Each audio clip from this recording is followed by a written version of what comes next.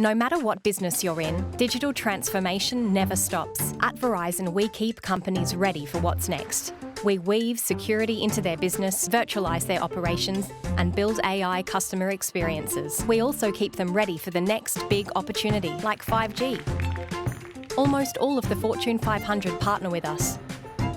When it comes to digital transformation, we're here and we're ready.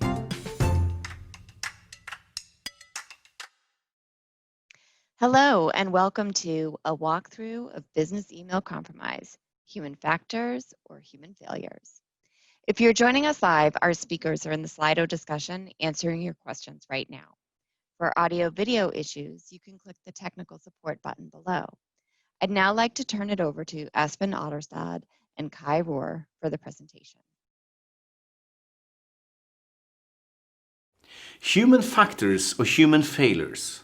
Welcome to a walkthrough of a business email compromise scam. My name is Kai Rohr. I am the Managing Director of the Research Center for KnowBe4 called Culture. With me today I have Espen Otterstad, who is the acting CISO of the European telemetrics company ABAX AS. We are here today to share their story about the business email compromise, and we'll also go into a little bit details. So why this talk about business email compromise? Well, first of all, this is a huge and global phenomena. This happens to organizations around the world. No organization out there is actually safe for this kind of scams. This is something that we've seen in the United States, in Norway, we've seen it in Australia, we've seen it everywhere. In the United States alone, last year, more than 24,000 cases of business email compromise were recorded. A total payout of more than 26 billion United States dollars were spent or paid out in these kind of scams. That's a huge amount of money. Next time, give them to me instead, right? The other reason that we think business email compromise is an important topic to tackle here at the RSA conference is that these are highly organized criminals. They have been planning this for some time, they have operationalized their operations, and they know exactly what to do. They have scripts that takes them through the different stages and stop signals or kill switches, if you like, when they feel like, okay, we have been compromised. So when the criminals are being compromised, they leave.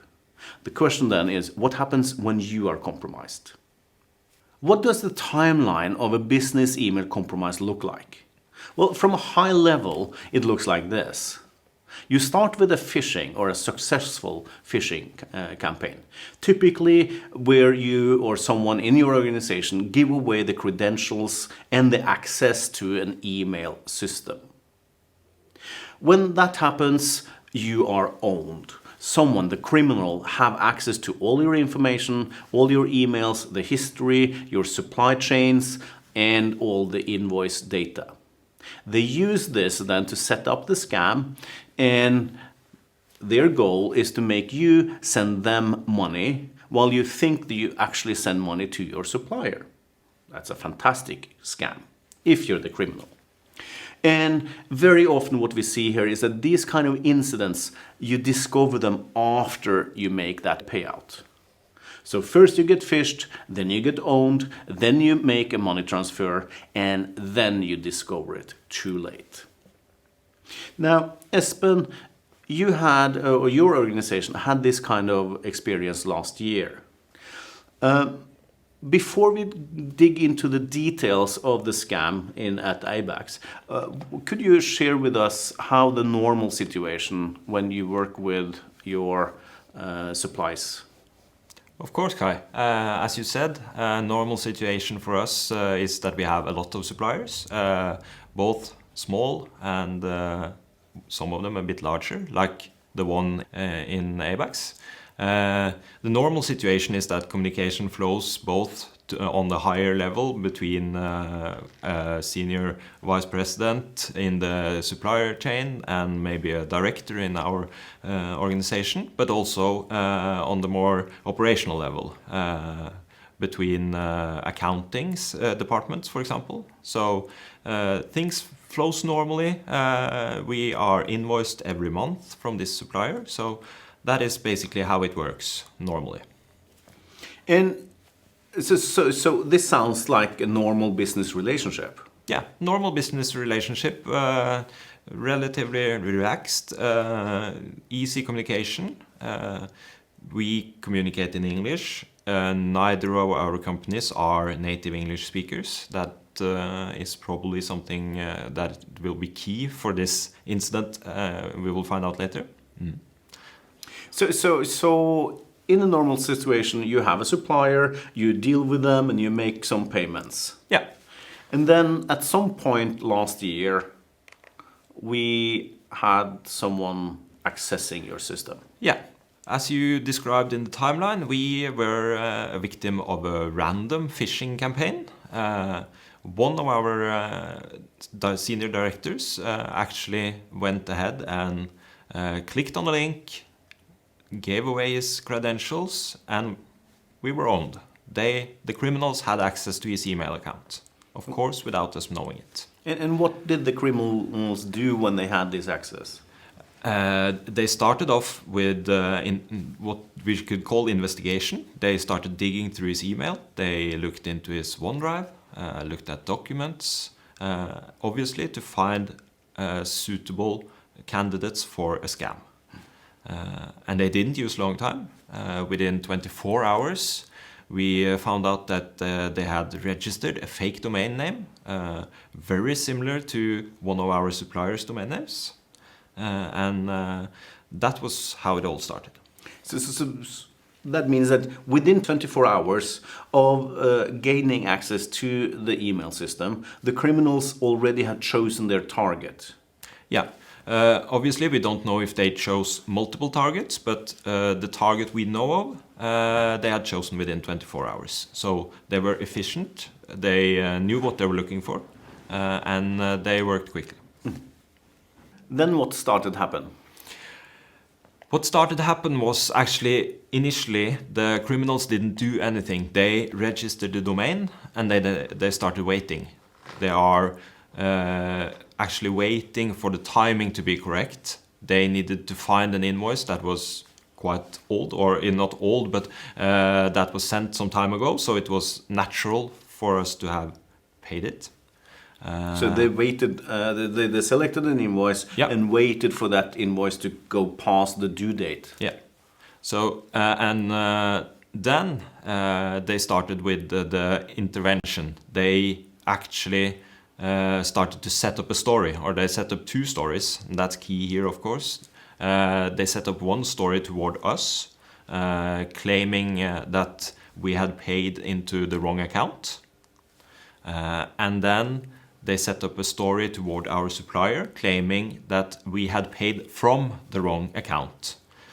And both these stories eventually, of course, means that the payments needs to be reversed. So this is how they start the scam. And I think, as you said, it's a key part here that they set up not only one story to trick you guys, but a second story that they will use to trick your supplier into authorizing the transactions that are necessary on their part. Absolutely. But I also think it's really important to know that you thought you did, or your organization thought you were communicating with your supplier, and your supplier thought they communicated with you guys. Yes, and that is of course the key here, because since they have access to our director's email account, they could easily fake the communication both ways. They had the fake email domain, and they had access to our one of our email accounts, so they could fake the transactions both ways. And that is really important for this scam to work. At this time, we had no knowledge of this being fake. And then what happened? After that, they started to introduce, actually to start sending emails to both us from the fake domain and to our supplier. They started to push for the reversal of the payment, of course. But did they send the emails to your supplier from the fake domain? No. They sent emails to our supplier from us, from the compromised account, and they sent emails from our supplier from the fake domain. And that's, of course, where we had the potential to spot it, but in a normal working day, you won't notice one letter different in an email domain. So they started sending emails and we started to communicate obviously, with the fake or the criminals regarding the reversal. And after a while, we felt, or our accounting department felt, that this was real. We need to reverse the payment. We contacted our bank, which again contacted the Polish bank, which is on the receiving end here. And they did the right thing. They started to ask questions. So the bank system actually started asking questions about what is going on? Yeah. The Polish bank said that to actually reverse the payment, they need confirmation from the vice president at our supplier. And here, when they starting to ask questions, is one of the key elements in the case, because when he was asked the question, he of course contacted our senior director to get confirmation of the reversal. But before that, the criminals had put up email filters in our senior director's inbox, so the email never showed up in his inbox. It was put in another folder where you never look for emails. The criminals, saw this coming in and quickly responded to it, confirming that the reversal should be done, it was correct. And of course, the vice president at our supplier thought that, okay, this is the confirmation we need. And they authorized the bank in Poland to reverse the money. So at this point, the vice president of your supplier think he is communicating with your director, Absolutely. while in fact he is communicating directly with the criminal instead. Yeah, he's communicating directly with the criminal through our email. So it was through our email system, but he was communicating with the criminal.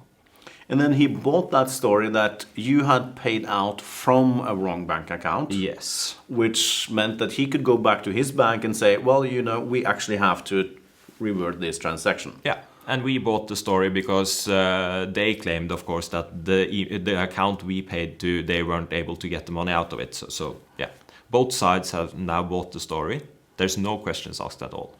This is now more a matter of our accounting department trying to do their job, trying to solve it and get the invoice paid. And to what extent did your accounting department take this personally? I would say that they are proud of their job, of course. So their goal is to pay the invoices we get correctly at the right time to the correct receiver.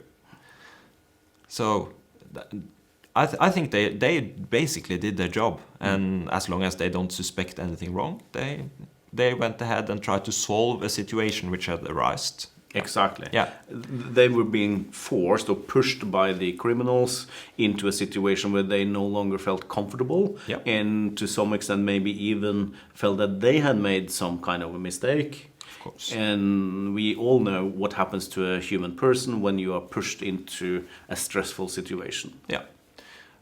And after the payment was reversed, the pressure increased, because now the criminals starting to increase the activity. And by reverse, just to make this very clear, by reverse you mean that the Polish bank sent back the money to your bank in Norway. Correct. Based on what the criminals had asked them to do. Yeah. Or asked you and the supplier to do. Yeah. And now the money is back in Norway. And the criminals are back saying, hey, now pay it to the right account. Yes, that's correct. So initially they started to ask a lot of questions about how long will the reversal take? Can you confirm that the money is reversed into your account? And of course it creates stress with our accounting department. And when the money was actually reversed, they changed and said, can you confirm that you have paid the amount to the correct account? So the whole time they stressed the accounting department. In the now correct account, so the criminal account, where was this located? That was actually located in another country. It was located in the Netherlands instead of Poland. Maybe some alarm bells should have gone off here. It didn't, because obviously companies can change bank. That happens from time to time, and we just went ahead and paid to the bank in the Netherlands without any questions. And also, of course, we confirmed that now we had paid to the right account. So at this point, you authorize the transaction, and your accounting sends a confirmation to the criminals, thinking they are the supplier, that, we fixed the mistakes, we have now paid everything should be fine. Yes. So now both parties think that they have done what they should and that everything is fine. Perfect. Then I think I have one question here, because I think there's someone who may be missing their money here. Correct. So after a couple of days, our supplier starts asking, where's the money? We have reversed it and you promised to pay it back to us to the right account, from the right account. Yeah. So, and now we're talking about our real supplier. They are asking questions, where is our money? And who are they now talking to? Now they're talking to our accounting department. And our accounting department, they're not compromised. Their email accounts is controlled by our accounting department. And after a while, both our accounting department and our senior director realizes that, we have paid to the wrong account. And that is actually the topic on one of the emails sent in our organization with capital letters. We have paid to the wrong account. Yeah. And can I ask, how long after the actual payout to the criminals did you guys and the supplier realize that, it's that moment? Yeah, it was about 5 business days, or just around a week. Because, of course, being transactions through banks in various countries, you expect some delays, but after a week, where is the money? So then the alarm bells goes off. And luckily for us, we were able through our bank to stop or to freeze the payment done to the Netherlands bank. We never communicated with any of the other banks, but we had a good communication with our bank, and they were able to do that. It wasn't easy, and it didn't go quickly, but we were able to freeze it at least. And by some chance of luck, it was before the criminals had gotten around getting the money either taken out or transferred to another bank. And what about police? Police, we involved police both in Norway and in Poland. But as you mentioned in the introduction, the amount of this kind of compromise it's huge. So they took it seriously. We provided a lot of information on both sides. But of course, this is not easy to investigate for the police. It's a fake email domain, hard to find out who registered it. They operate from multiple sites. You don't really know where people are. They're on the internet. Yeah. So the police was involved, and it helped us to convince the Dutch bank, because that was also a part of it that wasn't easy. They froze the payment, but of course, for them it might actually seem like a legit payment, so why should they reverse it? They asked the same question as the Polish bank did in the start of the case, but eventually we got it reversed. So you got all the cash back? Yes, it took some time. We got some cash back, and then after a while we actually got the whole amount back. Congratulations. Yes, thank you. Very few business email compromise victims that we work with actually get their funds returned. Yeah. So this is huge. Yeah. It may actually suggest that the criminals screwed up somewhere along the way. But as we've seen here, they went through all the way from the start, through the phishing, get access, do the research, and then actually get the payout. So something happened after you authorized the money transfer, and they probably ran away somewhere. Yes, that is our thinking as Their well. loss, not ours. Very good.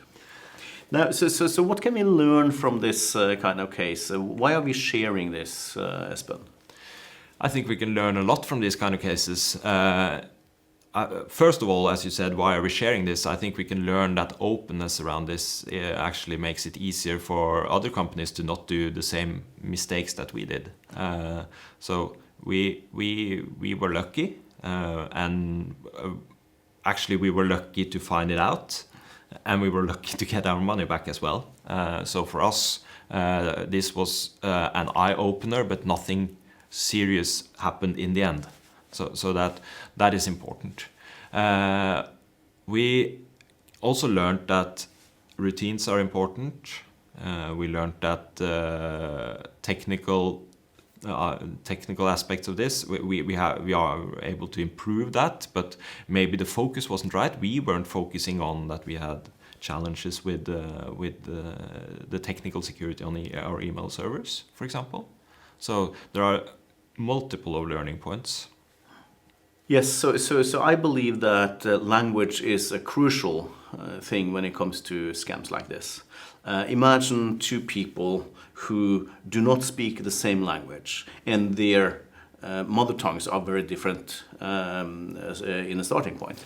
Then these two parties are forced to speaking a third language, and even if they speak it very well from a business perspective, they may not command it to such an extent that small nuances may actually get lost. And in your case, I think we saw that in these two different stories that the criminals set up. Both of them talking about the wrong account. So that's a keyword, that's what you hear. Yeah. But it was two kinds of wrong accounts. We paid to the wrong account, and we paid from the wrong account, depending on who you were communicating with. And that kind of nuance is very easy to lose in translation. I think you're absolutely right there, and I think as well that the other factor here that we should learn from is that they used stress, right? And stress is very fascinating, right? So we know Daniel Kahneman, for example, in his book Thinking Fast and Slow, where he talks about how when we concentrate, slow things down and try to find the answers, while normally, or especially in stressful situations, which is key here, we automatically go into automation mode. The thinking fast. It sounds like thinking fast is a great thing, but in these kind of stories, it's not. It's actually the enemy of great. Because what happens, your mind goes into automation mode, and then you just do things instead of thinking through things before you do them. Espen, we are running out of time now, but we promised the participants here to get something to bring home. So what should the participants do in the next 30 days? I think at least the most important thing you can do is to start reviewing your current policies and practices, because obviously in all scam cases and phishing attempts, they utilize weaknesses in your policies and in your frameworks and how you do things. So you need to start looking at how you do things, and you need to start ensuring that people do things according to the current framework or the current policy. In our case, for example, we saw that we never did out-of-band verification when they started to discuss different banking details. We trusted the communication in the email. So I had to interrupt you here. Yeah. I see that you have this question. What do we mean by out-of-band communication? So by out-of-band communication, we talk about using a different communication channel. There's no point of verifying something back to the email, to the sender of the email, because as in this case, that was the criminal. You need to pick up the phone, for example, and call the number and don't call the number in the email because that is obviously also fake. Call the number on their official website, for example, and talk to the people you usually talk to, making them confirm that they have changed the banking details. I think that is key, and that is out-of-band verification. Thank you for that clarification. And for you who are listening to this, that kind of changes in your policies you can apply right away. What else should we be doing? I think we should do something you know a lot about, measuring and training and assessing our people, because our people here is probably the weak link, right, or where we can improve. Or the strong link, as I like to use, the human firewall. But in order for them to become human firewalls, we need to figure out where they are, including their weaknesses, so that we as an organization can improve and build them as strong as they need to be. In the first part, measuring, you can do, this month, get out, just do it now. But the training will take a little longer. Absolutely, and that is what we have seen as well. We are able to measure, as you said, quickly, but training is hard. Training needs to be targeted, and you need to train the correct way, and your employees might not be interested in being trained in these kind of things. So then we should also look into technical things. What can we do from the technical side? And then implementing a multi-factor authentication on your email system is I'm not going to say easy, but it's at least it's a low-hanging fruit, and you should do it within 6 months max from when you hear this talk. Yeah. And although my colleague Roger Grimes will tell you that multi-factor authentication is not 100% security, if you don't use it, it's going to improve your security by a lot. Yeah. Of course, and I think in this case it would have made it much more difficult, not impossible, but much more difficult for the criminal to do the scam. So thank you so much for joining me on this talk, Espen. It's been great. I know that we have some questions from the audience, which we have been trying to answer using the chat. So with that, I think it's time for us to say thank you. And I hope that you have learned something today. Feel free to reach out to both me and Espen. We are here to help you. We can't guarantee that you will avoid these things, but obviously we will love talking to you if it happens to you. Bye-bye. Goodbye.